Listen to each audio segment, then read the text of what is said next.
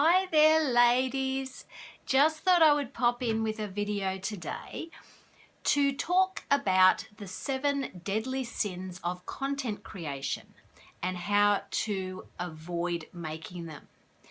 As you know, content is one of the main ways that you can promote your business, particularly if you have an online business. And content is fantastic. It's a great way of letting your audience know what you do, who you are, how you can help them. But it needs to be relevant content. It needs to be content that is awesome, because the quality of the content is going to be much more important than the quantity of the content.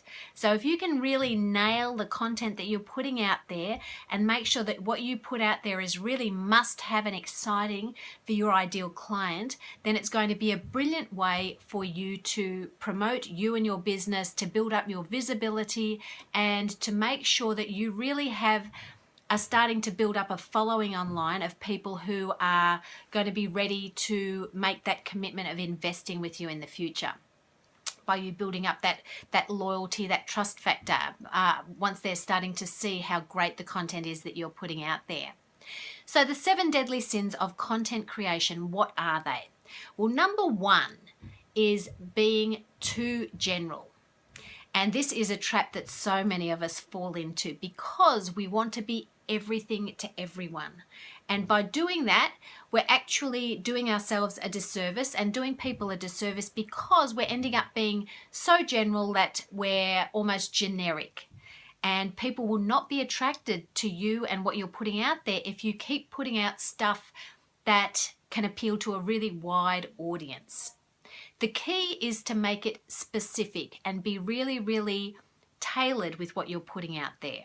So nailing your ideal client is something that I talk about a lot, but it is so, so important. And if you can do this, if you can decide, if you can really get clear on what you're putting out there and making sure that it's for the right person and the right reason, then you're going to find that you're going to get a much better response. So don't try to appeal to everyone. Don't try and be offered too much. Be as specific as possible, and you will find that your engagement will go up. You're going to be attracting people much easier to what you're saying, rather than trying to be giving away the whole farm or the whole kitchen, the kitchen sink, whatever it is, everything but the kitchen sink. If you can be really specific and get rid of that generality, you're going to find that you're getting much bigger response. Number 2 is to people who don't know who their ideal client is. And if you can really decide and define who you are talking to, who your target audience is, what the problems are that they're facing, what the dream outcomes that they want are, and then if you can make what you offer exactly what they are looking for, then you have hit upon a winner. And if you can put out content that is really tailored to the problems that they're facing, to the outcomes that they want, showing that you know exactly what they're going through and that you understand them and that you can help them, then that is going to be a great way to get fantastic content out there that's really going to have an impact on the right people. So number 3 is that the 3rd sin, deadly sin of content creation, is not being consistent with your message. And again, this is something that people tend to fall into the trap of quite commonly.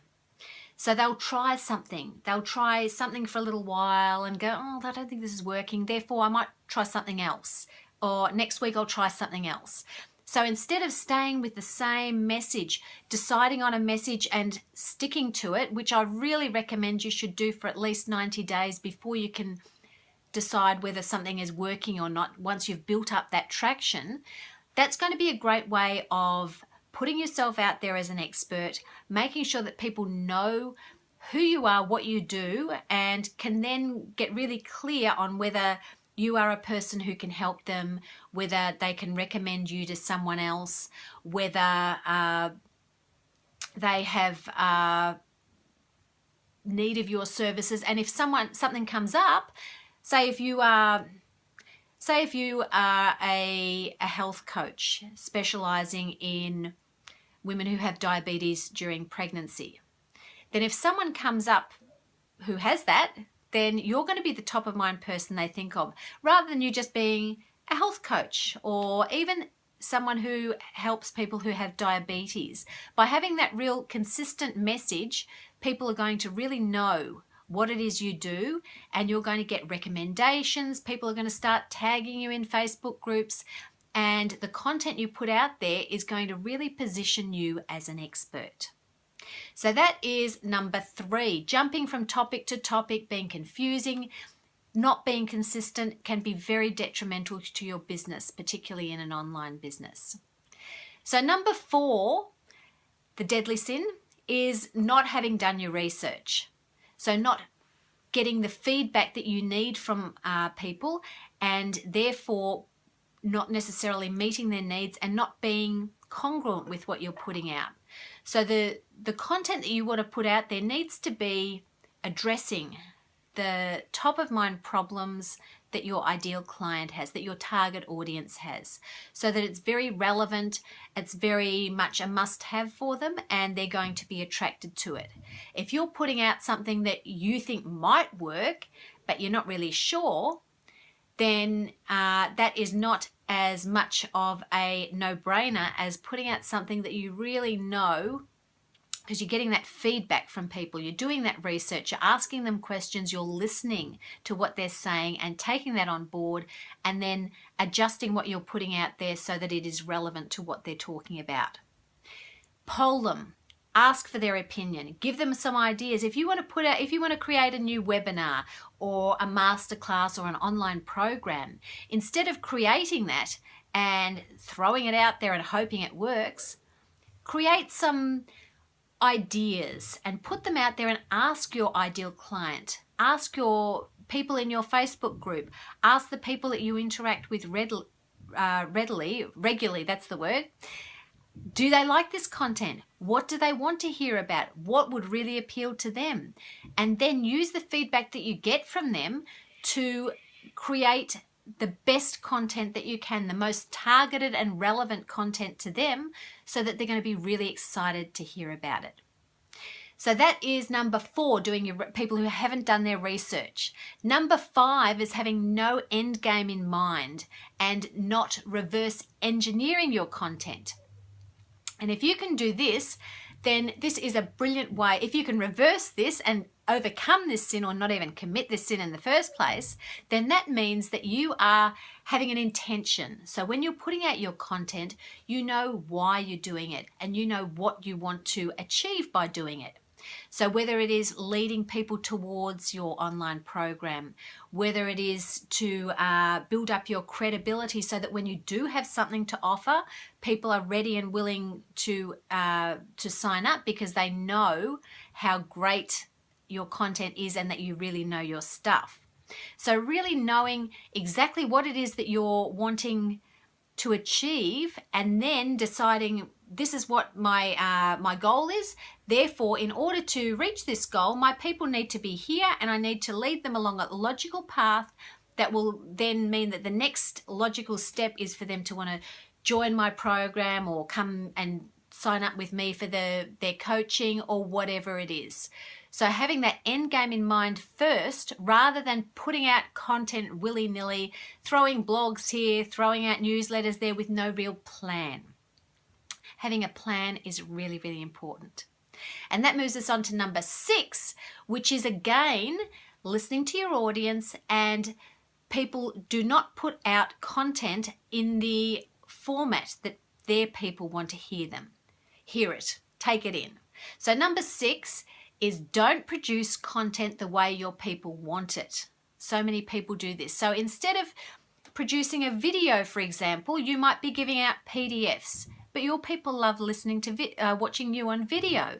If you have a group of people who are really time poor and busy, which so many of our target market is, then if you put out a 1,500 page ebook, then that's not really going to get much traction. So what you need to do is listen to your audience and hear the way that they like to take in their information and then tailor what you are putting out there to the way that they like to take it in. So follow, if they like to hear things, podcasts, then you do audios. If they like to watch videos, then you do videos. If they want checklists and templates, then you don't give them that really long ebook. So by really listening to your audience, knowing what they want and giving them what they want, then you're going to have a much better chance of reaching them and having an impact. So number 7 is not necessarily being short, sharp, and concise, being overcomplicated, being clear, being clever over clear. So this is a sin that you want to avoid again. Instead, what you want to do, you want to be clear and concise. You want to be very much, you're not trying to confuse people. If people are scrolling through their news feed on Facebook and you have a really clever little title or a clever little line that takes a couple of minutes to actually get, but when you do get it, it's really cute or really clear and quirky, then that's not the place to put it, because people are in a hurry. You've got a couple of seconds to grab their attention, and if they don't get it, they'll go, I don't know what that means. I'm not stopping here. I'm going to keep going. So you need to have your content so clear that a 10-year-old could understand it. And if you're not sure if what you are putting out there is that clear, then ask the nearest 10-year-old. Easy peasy. You don't need to try and confuse people or make yourself too clever. So being clear over clever is going to serve you really, really well, rather than trying to put out something that is so different to everybody else's that it's actually going to bamboozle them and mean that they don't understand what on earth you're talking about. So that is it. That's our 7 deadly sins, which I'll just quickly go over once more. So number 1 is being too general and trying to appeal to too many people at once. Number 2 is don't know who your ideal client is. So not having that clarity, because then you can really be specific with what you're putting out there. Number 3 is not being consistent with your message. Number 4, so many people haven't done their research, their due diligence. They haven't asked their audience what they want, and they've just put stuff out there instead without getting that feedback. Number 5, having no end game in mind. It's really important for you to know the intention, why you're putting something out there, why you're creating content, and then reverse engineering from that result, from that goal that you want to lead people towards, and having your content gradually lead them on a seamless path towards that end outcome. Number 6 is don't produce content the way that your people want it. So producing it in the wrong form, not listening to the way that they like to have their content presented to them. So instead, what you need to do is tailor the format that you're giving content and make sure that it's really aligned with what your people want. And then number 7, so many people are not being short, sharp, and concise. They're being overblown. They're putting too much in, and they're not simplifying what they're saying. And it means that it's confusing, and they're not going to get that the traction that they really want with their content. So those are the 7 deadly sins. I hope they have helped you realize maybe some of the mistakes you might be making yourself with your own content creation. If you do have any questions, then please ask. I always love to answer them, and I will see you again next time, ladies. Bye for now.